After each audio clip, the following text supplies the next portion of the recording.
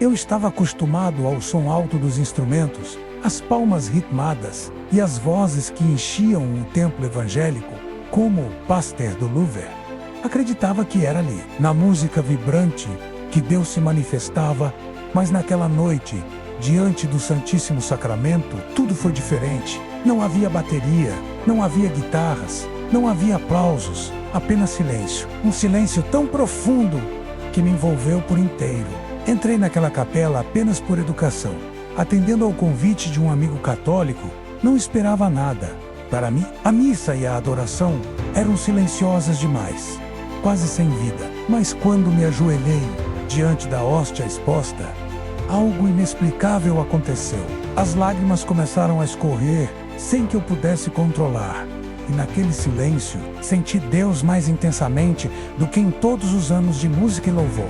Foi o início de uma transformação que mudaria minha vida para sempre. A partir daquele dia, comecei a frequentar a adoração semanalmente.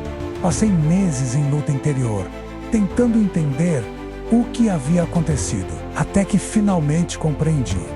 Jesus estava realmente presente ali. E essa descoberta me levou a abandonar meu ministério e pedir para ser recebido na Igreja Católica. Meu nome é Rafael. Cresci em uma comunidade evangélica, onde a música era o coração da fé. Desde jovem, fui apaixonado por louvor.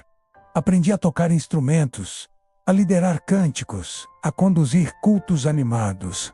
O som das guitarras, o ritmo da bateria e as vozes em coro eram para mim a expressão máxima da presença de Deus. Eu acreditava que sem música não havia espiritualidade como o Pasteur do Louvre. Dedicava minha vida a isso, organizava ensaios, compunha canções, participava de congressos. Minha identidade estava ligada ao som, ao movimento, à energia dos cultos. Mas no fundo, havia uma inquietação que eu não sabia explicar. Por mais que a música fosse intensa, às vezes eu sentia um vazio, um silêncio interior que não era preenchido pelos acordes. Foi nesse contexto que um amigo católico me convidou para participar da adoração ao Santíssimo. Aceitei apenas por educação. Não esperava nada. Para mim, a missa e a adoração eram silenciosas demais. Mas ao entrar naquela capela, fui surpreendido. O silêncio profundo me envolveu e as lágrimas começaram a cair. Ali, sem instrumentos, sem palmas, sem vozes, encontrei Deus de uma forma que nunca havia experimentado. Meu nome é Rafael. Cresci em uma comunidade evangélica no interior, onde a música era o coração da fé. Desde cedo, aprendi a tocar violão, teclado e bateria, e logo me tornei pastor de louvor. Os cultos eram sempre animados, palmas ritmadas, vozes em coro, instrumentos em harmonia. O som vibrante preenchia o templo e parecia ser a forma mais intensa de sentir a presença de Deus. O cheiro de madeira das bancadas, o calor das luzes e o eco das canções criavam um ambiente que me envolvia por inteiro. A cidade onde cresci também tinha forte presença católica. Igrejas antigas, procissões pelas ruas, sinos que tocavam em horários precisos. Eu observava tudo com distância, quase com desprezo. Para mim, aquilo era silêncio demais, tradição demais, sem vida. Eu acreditava que a verdadeira espiritualidade estava na música, no movimento, na energia dos cultos. E essa convicção me sustentava. Eu me sentia seguro, firme, inabalável. O Brasil vivia um tempo de fé popular intensa. Romarias, festas religiosas e missas lotadas enchiam as cidades. Ao mesmo tempo, o movimento evangélico crescia. Com congressos, encontros e cruzadas, eu estava no meio desse fervor, participando de cultos e defendendo minhas ideias com força. Mas, por trás da firmeza, havia uma inquietação silenciosa, uma pergunta que eu nunca admiti em público. Será que Deus só se manifesta no barulho? Essa dúvida me acompanhava como sombra. Foi nesse contexto que um amigo católico me convidou para participar da adoração ao Santíssimo. Eu aceitei apenas por educação, sem expectativa alguma. Para mim, a missa e a adoração eram silenciosas demais, quase sem vida. Mas o convite ficou ecoando em minha mente. Eu não sabia, mas estava prestes a viver uma experiência que mudaria tudo. A capela onde aconteceria a adoração era simples, iluminada por velas e marcada pelo silêncio. O som dos cânticos suaves, o cheiro de incenso e a luz atravessando os vitrais criavam um ambiente diferente. De tudo o que eu conhecia, eu me sentia deslocado como uma estranha presença em território desconhecido. Mas ao mesmo tempo, havia uma paz que não se explicava. E foi ali que um milagre começaria a se desenhar. Entre o barulho dos cultos evangélicos e o silêncio da adoração católica, minha vida estava prestes a entrar em conflito. Eu não sabia, mas estava diante de uma encruzilhada espiritual. Uma encruzilhada que mudaria não apenas minha fé, mas também meu coração. Eu estava acostumado ao som alto dos instrumentos, as palmas ritmadas e as vozes que enchiam o templo evangélico como o Pasteur do Louvre. Acreditava que era ali, na música vibrante, que Deus se manifestava. Mas por trás de toda aquela energia, havia um vazio que eu não conseguia explicar. Por mais que os cultos fossem intensos, eu saía muitas vezes com a sensação de que algo faltava. Era como se o barulho escondesse um silêncio interior que eu não sabia enfrentar. Essa inquietação crescia a cada dia. Eu organizava ensaios, compunha canções, participava de congressos, mas dentro de mim havia uma pergunta que não se calava. Será que Deus só se manifesta no som? Essa dúvida me atormentava, mas eu não tinha coragem de converter o ralá. Afinal, minha identidade estava ligada ao louvor. Eu era o pastor da música, o líder das canções. Admitir que algo faltava seria como negar minha própria missão. Foi nesse estado que recebi o convite de um amigo católico para participar da adoração ao Santíssimo. Aceitei apenas por educação, sem expectativa alguma. Para mim, a missa e a adoração eram silenciosas demais, quase sem vida. Mas o convite ficou ecoando em minha mente. Eu não sabia, mas estava prestes a viver uma experiência que mudaria tudo. O conflito começou antes mesmo de entrar na capela. Eu me perguntava: o que estou fazendo aqui? Será que não estou traindo minha fé? Será que não estou me colocando em risco? O medo me acompanhava, mas a curiosidade era maior. E foi essa curiosidade que me levou a atravessar aquelas portas. Dentro da capela, o contraste era enorme. Não havia bateria, não havia guitarras, não havia palmas. Apenas silêncio. Um silêncio profundo, quase desconcertante. Eu me sentia deslocado, como uma estranha presença em território desconhecido. Mas ao mesmo tempo, havia uma paz que não se explicava. E foi nesse silêncio que um conflito atingiu seu auge. Eu, que sempre associei a presença de Deus ao som, agora estava diante de um silêncio que me envolvia por inteiro. As lágrimas começaram a escorrer sem que eu pudesse controlar. E naquele momento, percebi que estava diante de algo maior do que eu imaginava. O conflito não era apenas entre música e silêncio. Era entre minha visão limitada e a plenitude da fé. E esse conflito seria o caminho para o milagre. Entrei naquela capela sem expectativa, apenas por educação ao convite de um amigo. O ambiente era diferente de tudo o que eu conhecia. Velas acesas, silêncio profundo, pessoas ajoelhadas em oração. Não havia guitarras, não havia bateria, não havia palmas, apenas silêncio. E foi nesse silêncio que algo inexplicável aconteceu. Sentei-me desconfortável, tentando entender o que aquelas pessoas viam ali, mas de repente senti uma presença tão intensa que meu coração disparou. Meus olhos se encheram de lágrimas sem que eu pudesse controlar. Eu, que sempre associei a presença de Deus ao som vibrante da música, agora estava diante de um silêncio que me envolvia por inteiro. Era como se cada segundo fosse carregado de eternidade. O tempo parecia parar. E naquele instante, percebi que nunca havia sentido Deus tão intensamente como ali, diante do Santíssimo Sacramento. O sacerdote elevou a hóstia, e o silêncio se tornou ainda mais profundo. Não ouvi palavras audíveis, mas dentro de mim havia uma mensagem clara. Eu estou aqui. Essa certeza me atravessou como flecha. Não era emoção passageira, não era sugestão. Era encontro. Era Cristo vivo, presente diante de mim. E essa revelação mudou tudo. Saí da capela em choque. Caminhei pelas ruas com lágrimas nos olhos, tentando entender o que havia acontecido. Mas no fundo, eu sabia.